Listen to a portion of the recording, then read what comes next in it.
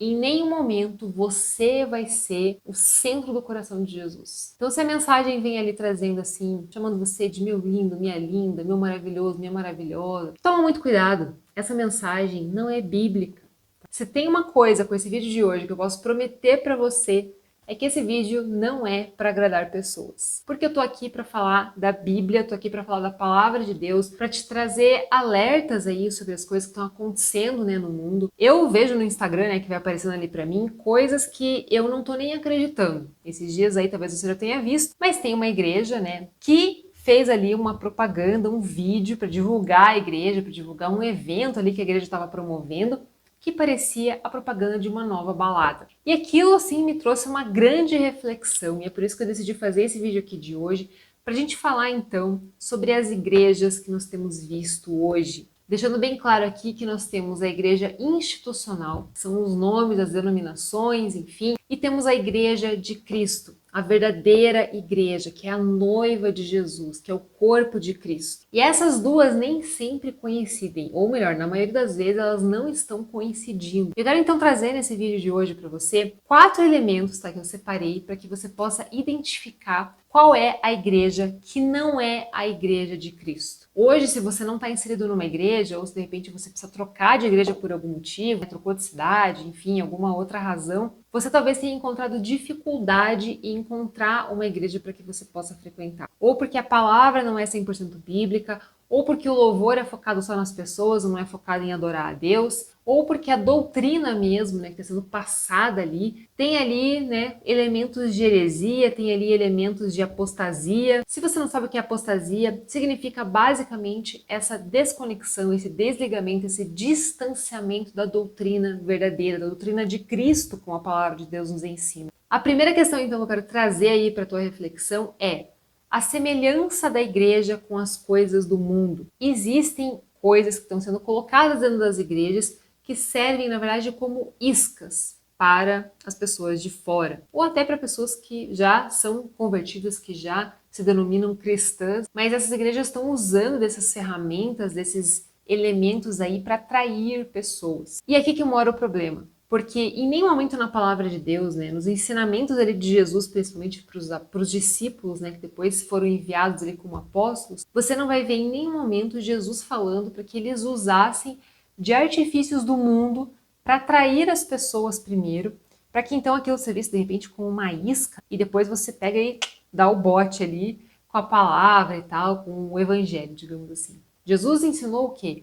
Vai, prega o evangelho, anuncia as boas novas, anuncia o reino de Deus, prega o arrependimento e se não te ouvirem, né, tem uma passagem que Jesus fala isso, você vira as costas, bate a sandália para deixar o pó para trás e vai embora daquele lugar em que você não é bem-vindo. O evangelho por si só é poderoso o suficiente para atrair aqueles que estão com o coração disposto a dar ouvidos à palavra de Deus. Eu não estou dizendo que uma igreja não vai fazer eventos. Agora, você querer fazer uma balada dentro da igreja, um evento aí, não tem álcool, beleza. Mas assim, todo o restante, todo o exterior ali, as músicas, as mulheres dançando, se mostrando e tal, tudo aquilo ali remete a coisas do mundo, daí já passou do limite. Nós temos que perceber esse tipo de coisa e nós não podemos aceitar isso dentro da igreja. A segunda característica aí que eu posso falar para você é quando essa igreja prega apenas a teologia da prosperidade. A gente tem visto aí algumas igrejas cujos líderes, cujos pastores têm ostentado, anda com roupas de marca, que anda com relógios caros de 50, 100, 200 mil reais. A mulher tá usando ali bolsas, né? Chanel, Louis Vuitton, Gucci, quer ostentar mesmo as marcas, quer mostrar isso, né? Eu sou bem-sucedido, a minha igreja é próspera. Afinal de contas,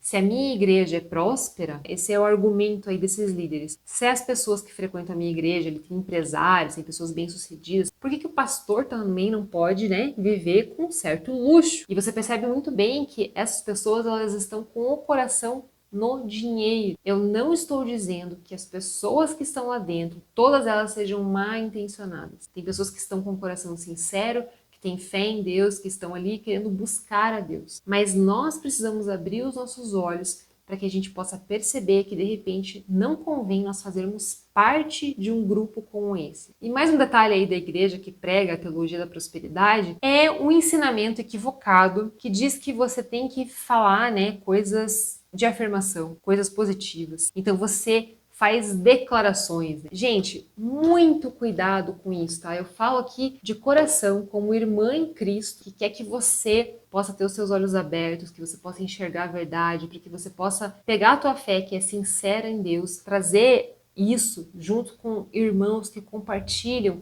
da mesma visão focada no evangelho, na verdadeira palavra. Esse tipo de afirmação não é bíblico. O único que pode trazer alguma coisa à existência é Deus em primeiro lugar. A gente não tem esse poder de trazer coisas à existência. Então não adianta você ficar falando que hoje vai ser um dia incrível, maravilhoso, que eu declaro, né, sobre a sua vida que você vai ter um ano próspero, porque se Deus não quiser daquela forma, não vai acontecer. E muito cuidado também em falar assim, eu profetizo sobre a tua vida. Nós não podemos usar o nome de Deus e falar coisas que Deus não nos falou. Não é porque você está declarando coisas boas que Deus vai aprovar e dar uma chancela no final. Então, cuidado com esse tipo de doutrina, tá? Isso é muito típico da igreja que prega aí essa teologia da prosperidade. A terceira característica da igreja, que é meramente institucional, tem muito a ver com o que a gente acabou de falar, que são as igrejas individualistas. Tem as igrejas que são simples, que não tem às vezes lá um banheiro pro crente poder ir, mas tem outras igrejas que extrapolam, né, do que seria o razoável, do que seria o aceitável para ter um conforto, para ter uma decência, para você poder receber as pessoas. Então esse tipo de igreja é uma igreja individualista, ela está preocupada consigo mesma. Então, por exemplo, veja só,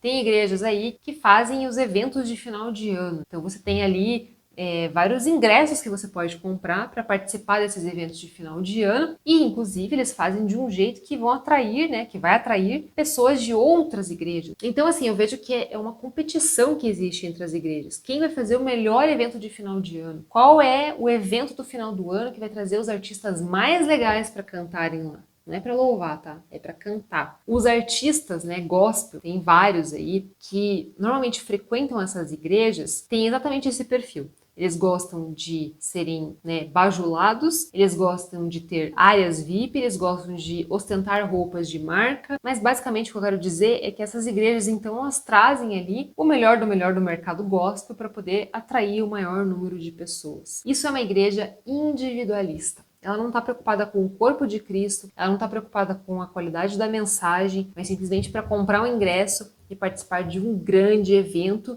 tirar uma fotinha e postar depois na rede social. A quarta e última característica que eu quero trazer para você aí desse tipo de igreja, mas não menos importante, é a mensagem que é pregada. Igrejas apóstatas, igrejas que têm falsos mestres, elas vão se distanciar do verdadeiro evangelho, do fundamento, do núcleo do evangelho. Mas para você saber, né, se ela está distante disso ou não, você precisa saber qual é o fundamento do evangelho, qual é a mensagem central de Jesus. Então pensa só comigo, quando Jesus, você vai ver lá no livro de Mateus, quando Jesus passa pela tentação no deserto e ele vai então para outra cidade lá e começa a falar. Qual é a primeira coisa que você vê ali no livro de Mateus falando? Jesus começa a dizer, arrependei-vos porque próximo está o reino de Deus. Sem arrependimento a gente não tem acesso a Deus. E sem arrependimento a gente não reconhece que Jesus é o Senhor da nossa vida. E sem isso, a ira de Deus está garantida sobre nós. Porque na palavra diz que nós estamos já condenados. Jesus mesmo falou, né? Eu não vim para condenar o mundo. Por quê? Porque o mundo já está condenado. Eu vim para salvar, para dar uma chance para você. Para que você não tenha a morte eterna, para que você seja redimido, para que você seja liberto dessa escravidão do pecado. É claro que o fato de Jesus ter vindo representa, né, é uma expressão do amor de Deus. Mas a gente só vai ter acesso a esse amor de Deus, a gente só vai poder experimentar esse amor de Deus quando nós nos arrependemos. Se você for olhar na palavra de Deus, eu quero que você entenda muito isso, tá? De coração. Presta muita atenção nisso. Tudo é para a glória de Deus. Todas as coisas. Em nenhum momento você vai ser o centro do coração de Jesus. Então, se a mensagem vem ali trazendo assim, chamando você de meu lindo, minha linda, meu maravilhoso, minha maravilhosa, toma muito cuidado. Essa mensagem não é bíblica. Jesus deixa muito claro que tudo que ele estava fazendo é para o único propósito de glorificar a Deus. Porque Deus quer, na verdade, que nós nos reconciliemos com ele. para a glória dele, para que ele seja glorificado, para que ele seja exaltado, para que ele seja adorado. Você não é essa flor toda maravilhosa do campo. Nem eu. Né? Nós somos pecadores, a gente não merece nada disso daqui, a gente não merece o sacrifício que Jesus fez por nós. E você veja que esse tipo de igreja, né, esse tipo de pregador, está preferindo fazer dessa forma do que pregar o verdadeiro evangelho, porque o verdadeiro evangelho vai espantar muita gente. Quer ver? Olha só um exemplo. Quando Jesus tem uma parte lá em que ele tem aquela multidão atrás dele, que ele multiplicou os pães e peixes, fez muitos milagres, curou muitas pessoas, tinha uma multidão atrás dele. Então ele vem numa sequência ali que ele começa a falar coisas muito duras, muito difíceis. E daí o que acontece? Lá em João 6, versículo 66 diz o quê? Daquela hora em diante, muitos dos seus discípulos voltaram atrás e deixaram de segui-lo. Então Jesus significa o quê? Ele não estava pregando uma mensagem fácil de ser ouvida. E daí Jesus vira para os seus 12, né? Para os 12 lá e fala, vocês também não querem ir? E daí Simão Pedro responde, Senhor, para quem iremos? Tu tens as palavras de vida eterna. Então, a verdadeira igreja de Cristo, o verdadeiro corpo de Cristo, não está preocupado em agradar pessoas. Jesus mesmo falou que o mundo nos odiaria. Que se nós fôssemos do mundo, o mundo nos amaria, mas ele nos odeia. Portanto, se a mensagem pregada está fazendo todo mundo te amar, ser bem falada e a igreja ser bem falada, todo mundo amando a igreja, é provável que essa mensagem não pregue o arrependimento. E, portanto, ela não é uma mensagem bíblica. Se você gostou desse vídeo, já deixa sua curtida, se inscreva aqui no canal para não perder os próximos vídeos. E vou deixar para o final, né? Eu sou a Belisa, se você ainda não me conhece, mas pode me chamar de B. E esse aqui é o meu canal Eu Preciso Te Contar. Eu te espero então no próximo vídeo, porque eu ainda tenho muita coisa que eu preciso te contar.